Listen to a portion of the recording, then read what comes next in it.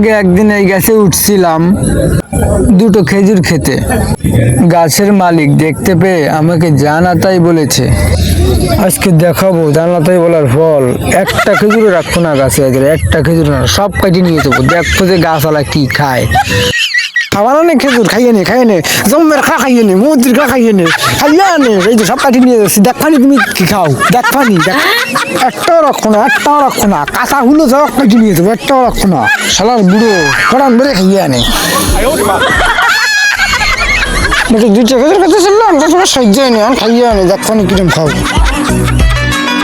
সকালে গাছের গোড়ায় আসলে খেজুর না দেখলে মাথা নষ্ট বুড়ার হইবে। কি যে কষ্ট রে বুড়ার